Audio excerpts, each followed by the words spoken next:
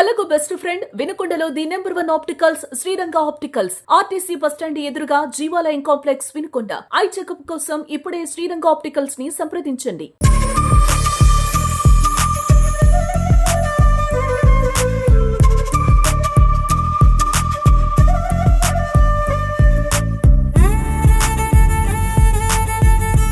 బతుకమ్మ సంబరాల్లో 9వ వార్షికోత్సవం ఇది. 9 సంవత్సరాల నుంచి ఇక్కడ బతుకమ్మను జరుపుకుంటున్నాము. ఈ 9వ వార్షికోత్సవంలో అమ్మవారు 11 రోజులు పూజ చేయించుకుంటున్నారు. 11 రోజులు 11 అలంకరణలో విశేషంగా చేయించుకుంటున్నారు. మొదటి రోజు బాలా త్రిపుర సుందరి దేవి, రెండవ రోజు గాయత్రీ దేవి, మూడవ రోజు లక్ష్మీ అమ్మవారు, నాలుగవ రోజు అన్నపూర్ణాదేవి, ఐదవ రోజు కాత్యాయని దేవి, ఆరవ రోజు లలితా త్రిపుర సుందరి దేవి, ఏడవ రోజు మహాలక్ష్మీ దేవి, ఎనిమిదవ రోజు మహాచండీ దేవి, 9వ రోజు మహా సరస్వతి దేవి, 10వ రోజు మహాకాళికాదేవి అవతారాల్లో అమ్మవారు మనకు దర్శనం ఇస్తున్నారు. 11వ రోజు రాజరాజేశ్వరి అమ్మవారిగా పార్వతీదేవి మనకు దర్శనం ఇస్తుంది. అది కూడా మన సత్తెనపల్లిని నాగనకుంట 22వ వార్డులో ఏం చేస్తున్న బ్రహ్మంగారి గుడి దగ్గర విశేషంగా జరుగుతున్నాయి అలంకరణలో. అమ్మవారు ఈ 10 రోజులు 11 రోజుల అలంకరణలు మొత్తం అన్ని రోజులు ఏ అవతారాల్లో ఉన్నారో ప్రతిరోజు అమ్మవారు ఈరోజు దర్శనం ఇస్తున్నారు. ప్రతిరోజు భక్తులందరూ వచ్చి చూసి అమ్మవారి ఆశీస్సులు పొందవలసిందిగా కోరుతున్నాము. జై కనకదుర్గ, జై కనకదుర్గ. అమ్మ తల్లి అంటే పార్వతీదేవి స్వరూపం. ఆమె రెండవ రూపం. భూలోకానికి పార్వతీదేవి బతుకమ్మ రూపంలో మన ముందుకు వచ్చింది. ఆ 9 రోజులు మనం ఆ పార్వతీదేవిని పూజించేది పసుపు కుంకుమలతో పూజిస్తాము. పసుపు అనేది శుభానికి సూచకము, 5వ తనానికి సూచకము. కుంకుమ అనేది ముత్తైదులకి చాలా ఇంపార్టెంట్ అయింది.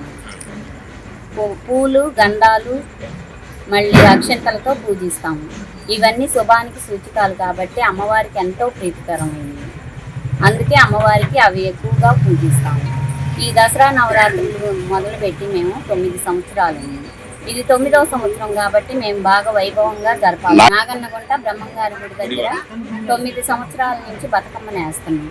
బతుకమ్మను ఎప్పుడూ ఒక బతుకమ్మను వేసి ఒక దేవతను చేసేవాళ్ళం. ఈసారి మాత్రం 9 రోజులు 9 అవతారాలు వేయాలనుకొని మహిళలందరూ కలిసి 9 నవరాత్రులని 9 అవతారాలని వేసాం అమ్మవారికి. ఈ బతుకమ్మ తల్లి ఎలా వెలిసింది ఏమిటి అని దీని కథా విశేషం ప్రజలందరికీ తెలియజేయటం కోసం చెప్తున్నాము. ఒక రాజుగారికి 7 కొడుకులు, ఒక కుమార్తె ఉన్నది. ఆ కుమార్తెకు పెళ్ళి అయింది. 7 కొడుకులకు కోడళ్ళు వచ్చారు. అందరూ వచ్చారు. కూతుర్ని మట్టికి ఇంటి దగ్గరే వదిలి వెళ్ళారు. పెళ్ళిళ్ళు అయినాయి. కూతురు మట్టికి అమ్మగారి ఇంటి దగ్గరే ఉంది. రాజుగారు కాశీ యాత్రకు వెళ్ళదలిచిన వారు కూతుర్ని ఎక్కడ ఉంచాలా అని పెద్ద కొడుకుని, రెండో కొడుకుని, అందరినీ 7 కొడుకుల్ని, కోడల్ని అడిగారు. 7 కొడుకులు మా వల్ల కాదు అని చెప్పారు. అని మళ్ళా చిన్న కొడుకు, సరే నాన్నగారు అమ్మగారు నేను ఉంచుకుంటాను, మేము చూస్తాము చెల్లిని, మీరు కాశీ యాత్రకు వెళ్ళి రండి అని చెప్పారు. అని చెప్పగా సరే అని రాజుగారు కాశీ యాత్రకు వెళ్ళారు. చిన్న వదిన అమ్మాయికి అట్ల తద్ది వచ్చింది. అట్ల తద్ది వస్తే ఉయ్యాల ఊగడానికి వెళ్ళారు. చెలికత్తలు చీరలు లేవు, జాకెట్లు లేవు, నేను రాను, అమ్మ వాళ్ళు కాశీ యాత్రకు వెళ్ళారు అని చెప్పింది. అయితే మీ వదిన అడిగి తీసుకొస్తాము అని చెప్పారు. అయితే చీరలు ఇచ్చి వదిన చింపకుండా తీసుకురమ్మని చెప్పి పంపించింది. దురదృష్టవశాత్తు అమ్మాయికి చీర కొంగుకు ముడిపడి చినిగింది. ఇంటికి వెళ్తే మా వదిన తిడుతుంది అని అమ్మాయి ఇంటికి వెళ్ళకపోతే చెలికత్తలు మేము చెప్తాము మీ వదినకి ఏమీ అనదు అని రమ్మని చెప్పి ఇంటికి తీసుకెళ్తారు. చెలికత్తలు చెప్పగా వదిన గారు సరే నేనేమి అన్నా మీరు వెళ్ళిరండి అని చెప్పి పంపించి వాళ్ళు వెళ్ళాక చీరలు చింపి తీసుకొస్తావా అని చెప్పేసి నిన్ను ఏం చేస్తానో చూడు అని చెప్పేసి వాళ్ళ అన్నయ్య వచ్చేసరికి వాసన కట్టుకొని తలవేర పోసుకొని చీకటి గదిలో పడుకున్నది. ఏమిటి ఇలా ఉన్నావు అని అడిగిన భర్తతో మీ చెల్లి నా కాపురము గుల్ల చేస్తుంది, దాన్ని చంపి దాని రక్తం తీసుకొస్తే కన్నా నాకు కణతలకు రాస్తే కన్నా తలనొప్పి తగ్గదు అని చెప్పింది. అన్నయ్య చెల్లిని చేతులారా ఎలా చంపాలి అని ఆలోచిస్తూ ఒక కాకిని చంపి దాని రక్తము తీసుకొచ్చి భార్యకి ఇస్తాడు. చెల్లిని ఒక దాపున దాచి పెడతాడు. ఆ కాకి రక్తము రాసుకొని ఆమె బావి దగ్గరకు వెళితే బావి దగ్గర వరుణ కన్యలు ఏమి నియమమ్మా, ఏమి వ్రతమమ్మా, ఈరోజు కాకి నెత్తులు రాసుకొని వచ్చావు, ఏమి నియమలు వస్తున్నావమ్మా అని పక్కపక్క నవ్విరి. అది సుత ఇంటికి వచ్చి మళ్ళా వాసన కట్టుకొని తల విరబోసుకొని నాకు ఇంకా తలనొప్పి తగ్గలేదని పడుకున్నది.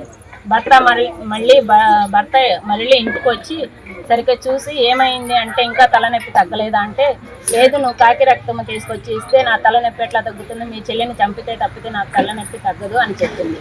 సరే మళ్ళీ ఏం చేస్తాం, చేతులారా చెల్లిని చంపలేము అని ఆలోచించి గద్దన ఎత్తురు తీసుకొని వస్తారు.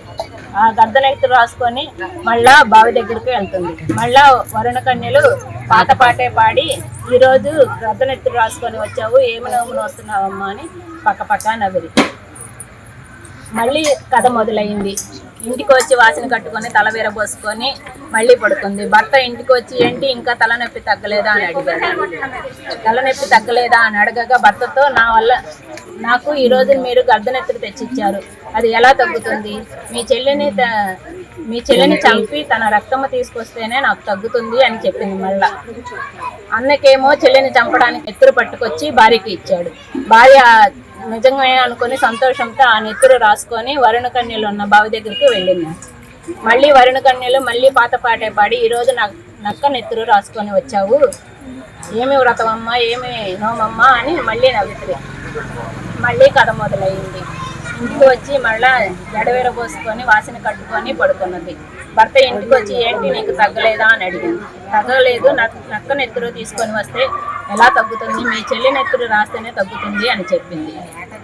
ఇంకా చేసేది ఏం లేక అమ్మాయిని అత్తవారి ఇంటి దగ్గర వదిలిపెట్టి వస్తాను, అన్నము మూట కట్టి పంపించు అని భార్యకు చెప్పి చెల్లిని తీసుకొని బయలుదేరారు. అత్తవారింటి వద్ద వదిలి వేస్తానని. భార్య ఒక మూటలో పెడరాయి, ఒక మూటలో పంచభక్ష ప్రమాణాలు కట్టింది. కొంత లెక్క కాకులు దూరని కారడివి, చీమల దూరని చిట్టడివి గుండా ప్రయాణిస్తున్నారు. కొంత దూరం వెళ్ళంగా అలసిపోయి, అన్న ఆకలి వేస్తుంది అని అడిగింది అమ్మాయి. అనగానే, అమ్మ ఆ మూటలో అన్నం ఉన్నది తిను అని చెప్పారు. అమ్మాయి మూట విప్పి అన్నం తిని పడుకున్నది. తర్వాత అన్నకు కూడా ఆకలయ్యి అన్నం తిందాము అని చూడబోతే దాంట్లో పెడరాయి ఉన్నది. ఆయనకి బాగా ఆకలి వేసి, దీన్ని తీసుకొచ్చింది మొదలు నాకు అన్ని కష్టాలే, ఈ కష్టాలు తీరాలంటే దీన్ని చంపితే కన్నా నా కష్టాలు తగ్గదు అని చెప్పేసి మొలలో కత్తిని తీసి చెల్లికి అన్నం నరికాడు. ఎమ్మటే అన్నం పోయి ఆకాశవాణిలో వినిపించింది. మొన్నెము పోయి చెట్టెక్కి కూర్చుంది. తల రామకీర్తన పాడింది. తన రక్తము పడిన చోటంతా సుగంధ పరిమళ పుష్పాలైనవి.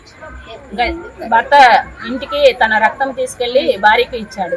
భార్య మళ్ళీ ఆ రక్తం రాసుకొని వరుణ కన్యలో ఉన్న బావి దగ్గరకు వెళ్ళింది. వరుణ కన్యలు పాటే పాడి, ఈ రోజు మట్టికి ఆడబడుచు రక్తం రాసుకొని వచ్చావు, ఏమి నవ్వమ్మా ఏమి వ్రతమమ్మా అని చెప్పారు. దానితో ఆమె సంతోషపడి పని పాటలు చక్కగా చేసుకున్నది.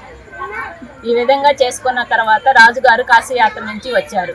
అక్కడ చూస్తే అమ్మాయి భర్తకి, ఏమిటండి పెళ్లి చేసుకున్నారే గన మొదలు నన్ను ఇంతవరకు నా ఆలన పాలన చూడలేదు అని భర్తకి కనిపించి అదృశ్యం అవుతుంది. భర్త వాళ్ళ అమ్మతో, అమ్మ నా పెళ్ళైన లగాయిత్తు నా భార్య ఇంతవరకు నాకు కనిపించలేదు, కొంగు పట్టుకోకపోతేనేమో అదృశ్యం అవుతుంది, నా ఆలన పాలన చూడట్లేదని అంటుంది. రాత్రి అలాగే కనిపించింది, ఈ రోజు మళ్ళీ అలాగే కనిపించింది అంటే, సరేనయ్యా మన పిల్లని మనం తెచ్చుకుందాము అని చెప్పి బయలుదేరారు. అటు నుంచి వాళ్ళు, ఇటు నుంచి కాశీయాత్ర నుంచి రాజుగారు వచ్చారు. రాజుగారు వచ్చి అబ్బాయిని అమ్మాయి ఏది అని అడగగా అత్తవారింటికి పంపించామని బకాయించారు. సరే అమ్మాయిని చూసి వద్దామని అటు రాజుగారు ఇటు అత్తవారు అందరూ బయలుదేరి వస్తున్నారు. కాకులు దూరని కారడివి, చీమలు దూరని చిట్టడివి లేకుండా ప్రయాణిస్తున్నారు. కొంత దూరం రాగానే సుగంధ పరిమళాల తోటలు అయ్యండి. రాజుగారు దారి తప్పిపోయామేమో అనుకున్నారు. ఆకాశవాణి దారి తప్పిపోలేదు, అన్నని పిలిచి అడగమని చెప్పింది. చిన్న అన్నయ్యని పిలిచి అడగమని చెప్పింది. అటు అత్తవారు వచ్చారు. మా పిల్ల ఏది అని అరుచుకున్నారు. దీనికి కారణం ఎవరు, ఏమవుతుంది అని ఆకాశవాణి చిన్న అన్నయ్యని చిన్న వదిలిని పిలిచి అడగమని చెప్పింది. అప్పుడు చిన్న అన్నయ్యని చిన్న వదిలిని పిలిచి అడగగా చంపామని ఒప్పుకున్నారు. ముందు చంపలేదని బుకాయించారు. తర్వాత గట్టిగా అడిగేసరికి చంపామని ఒప్పుకున్నారు. దాంతో అందరూ చిన్న కొడుకుని చిన్న కోడల్ని కొట్టబోతే ఆకాశవాణి కొట్టొద్దు అని వినిపించింది. ఈ పాపం మేము చేసుకున్న పాపం ఎలా పోవాలమ్మా అని అడగగా అప్పుడు అమ్మవారు చెప్పారు, భూలోకంలో 7 కోటలు వేసి 7 కోటలు అన్నయ్యలుగా వేసి నన్ను వెంపల చెట్టుతో బతుకమ్మగా వేసి వెంపల చెట్టు, తులసి చెట్టు, మల్లె చెట్టుతో కలిపి వెంపల చెట్టు వేసి నన్ను బతుకమ్మ అని పేరు పెట్టి ఆశ్వీజ మాసం శుద్ధ పాడ్యమి రోజు బతుకమ్మగా నా పేరు పెట్టి 7 కోటలు వేసి భక్తి శ్రద్ధలతో పూజించిన వారికి అష్ట ఐశ్వర్యాలతో తొలతూగుతారని చెప్పారు. నేను వరం ఇస్తానని చెప్పి అదృశ్యమైనది. ఆ విధంగా రాజుగారు, అబ్బాయిలు, అత్తగారు అందరూ వచ్చి ఇంటికి వచ్చి 7 కోటలు వేసి దాంట్లో వెంపల చెట్టేసి అమ్మాయికి బతుకమ్మ అని పేరు పెట్టి వాళ్ళు అక్కడ పూజ చేసుకొని వాళ్ళు ముక్తి పొందారు. ఇక్కడ భూలోకంలో మనము కూడా అదే విధముగా 7 కోటలు వేసి అమ్మాయిని బతుకమ్మగా వేసి అన్నదమ్ముల్ని 7 కోటలు, 7 అన్నయ్యలు 7 కోటలు అయ్యారు. అమ్మాయి బతుకమ్మ అయింది. అందుకే వెంపల చెట్టు అమ్మవారి చెప్పిన విధంగానే వెంపల చెట్టు, మల్లె చెట్టు, తులసి మొక్క కలిపి అమ్మవారి బతుకమ్మ అని పేరు పెట్టి ఈ ఆశ్వీజ శుద్ధ పాడ్యమి రోజు బతుకమ్మగా పేరు పెట్టుకొని నవరాత్రులు మొత్తం బతుకమ్మ పూజలు చేసుకుంటున్నాం. జై కనకదుర్గా, జై బతుకమ్మ తల్లికి, జై కనకదుర్గా.